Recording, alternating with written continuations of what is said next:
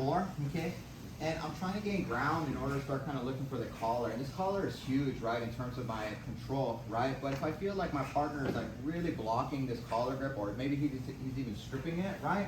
Boom, then it just makes it a lot harder for me because I try to go again and he's just gonna constantly address it, okay? And there are options in terms of like squaring up our partner, but sometimes when we square up our partner, maybe he's more into like open guards, you know, and that's kind of the realm he wants to kind of navigate towards, right? So I don't want to go right into that position if I already have him here.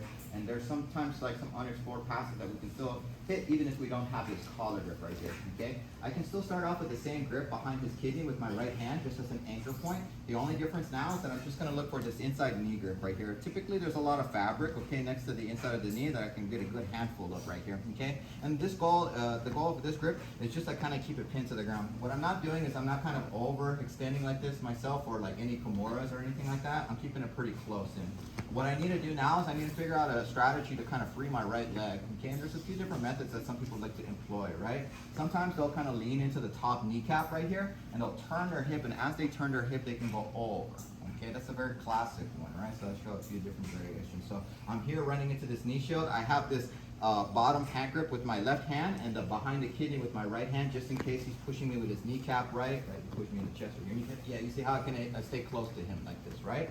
Once I'm here, I can begin turning my right hip flexor. When I turn my right hip flexor, I kind of disengage away from his calf, okay? And then I can go staple the shin.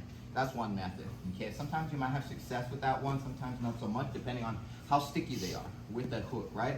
All he's doing essentially with that right leg is a leg curl. He's basically curling that right heel towards his butt cheek, right? So the more he curls that heel in, the more control he has.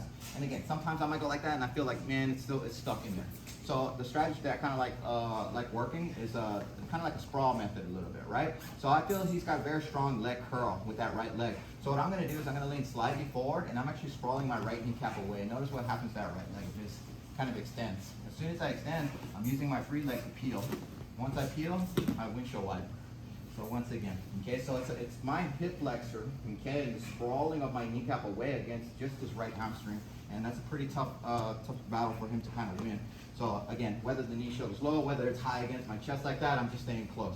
The fact that I'm leaning forward allows me to kind of like disengage away from him with my right kneecap. I'm not lifting my kneecap, I'm literally sliding it away here. Okay, when I slide it away, it gives me a straighter leg. The straighter leg gives me a bigger target for the peel.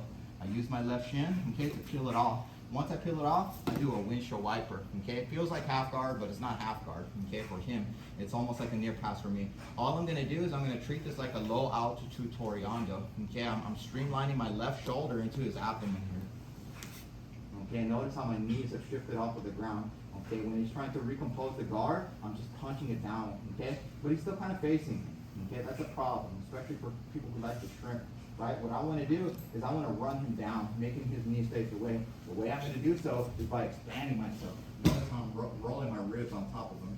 As soon as I roll on top, I block, I stabilize, and I just back myself up. I'm backing my butt basically into his elbows, bringing his elbows above the shoulder line. One, and I can also back up my left elbow two. Okay, so that way I have a clear line of sight of what the legs are doing right here. Sometimes I can do a big step over, okay? Classic variation, okay? Sometimes you can do the BJ pen, right? Which is basically grabbing your foot and streamlining it, okay? A lot of different little options that you can do from this position. Okay, but again, I'm basically underneath my partner's armpits. Once again.